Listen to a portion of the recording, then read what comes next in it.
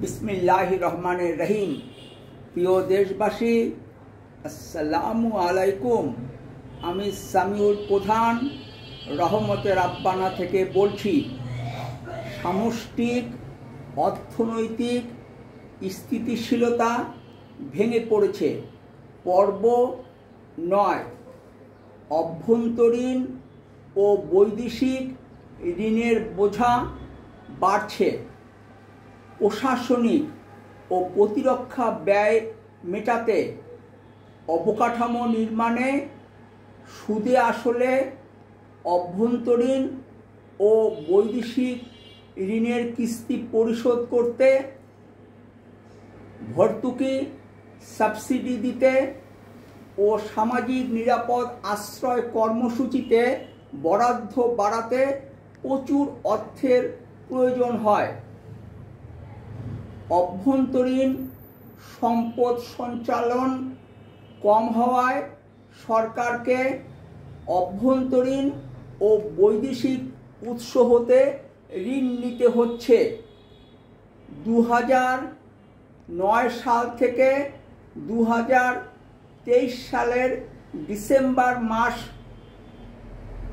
পর্যন্ত এই মেয়াদে সরকারের নেওয়া ঋণ স্বাধীনতার পর থেকে 2008 সালের ডিসেম্বর মেয়াদে নেওয়া ঋণের 322% বেশি।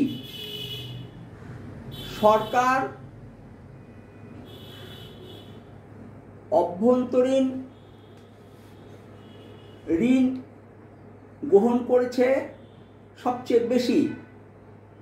সরকারের নেওয়া ঋণের 2/3 অভ্যন্তরীণ উৎস থেকে নেওয়া ঋণ। সরকার বাণিজ্যিক ব্যাংক এমনকি কেন্দ্রীয় ব্যাংক থেকেও ঋণ নিয়েছে।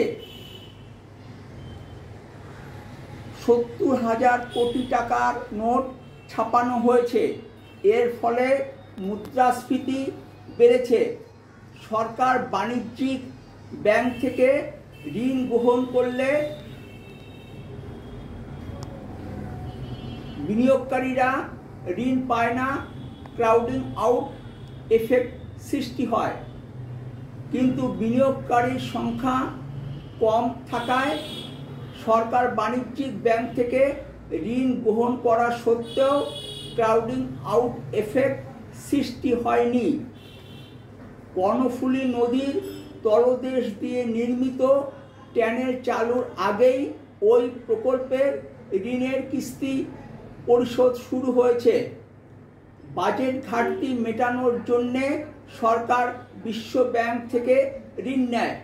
লেনদেনের ঘাটতি মেটানোর জন্যে সরকার আন্তর্জাতিক মুদ্রা তহবিল বা IMF-এর কাছ থেকে ঋণ নিচ্ছে।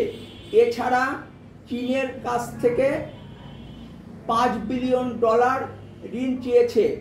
এভাবে অভ্যন্তরীণ ও বৈদেশিক ঋণের বোঝা বাড়ছে। চলবে। ভালো থাকবেন ও রহমতের আব্বানায় বেড়াতে আসবেন। ফি আমানিল্লাহ। আল্লাহ হাফেজ। বাংলাদেশ জিন্দাবাদ।